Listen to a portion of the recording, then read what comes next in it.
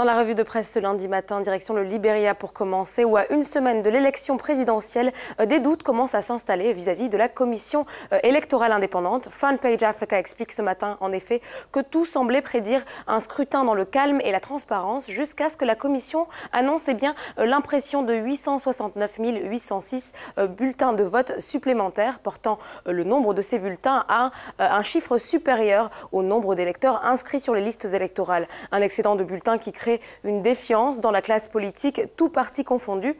Le journal rapporte que le parti au pouvoir lui-même, le Unity Party, s'est dit perturbé par cette annonce et a évoqué un gaspillage de l'argent des contribuables. Le parti qui a également fait part du risque d'obtention d'électeurs fantômes. Je cite, « Nous avons fait part de nos préoccupations auprès de la Commission nationale et nous essayons toujours de comprendre la raison de l'impression de ces bulletins excédentaires, car même s'il est possible que des bulletins soient endommagés, eh bien il est improbable que ce soit le cas de 900 000 bulletins de vote. » C'est ce qu'a déclaré Mohamed Ali, porte-parole du Parti de l'Unité, qui a également précisé qu'il est quasi impossible que 100% des électeurs inscrits se présentent à un bureau de vote le 10 octobre prochain. En Égypte à présent, Egypt Daily News consacre sa une à une tentative de traversée de la frontière avec la Libye déjouée dimanche par les forces de sécurité égyptiennes. 117 personnes ont en effet tenté d'entrer illégalement en Libye par la frontière avec le gouvernorat de Marsa Matruh.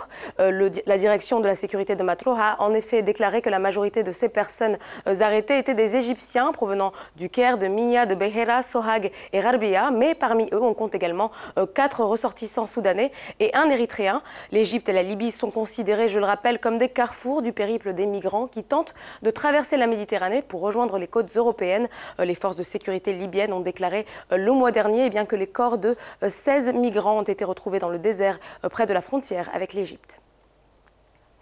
Terminons à présent par un regard sur le quotidien malien L'Essor, le journal qui s'intéresse à la Guinée et au sort des familles des victimes du massacre du 28 septembre 2009. Une journée noire où les forces de défense guinéennes et de sécurité du gouvernement tirent, battent, poignardent et violent sans retenue. Le journal écrit que le procès des responsables du massacre est crucial car il s'agit ici de rétablir une vérité judiciaire mais aussi une vérité historique. Que s'est-il passé au stade et dans les quartiers environnants ce 28 septembre 2009 et les jours suivants? Ce procès répond à un devoir de vérité et de réparation pour les victimes, mais il s'inscrit aussi dans un processus de réconciliation nationale, précise L'Essor. Le journal qui poursuit en indiquant que si ce cas est emblématique, il faut par ailleurs une approche globale des victimes de la volonté politique et militaire de l'État dans le pays.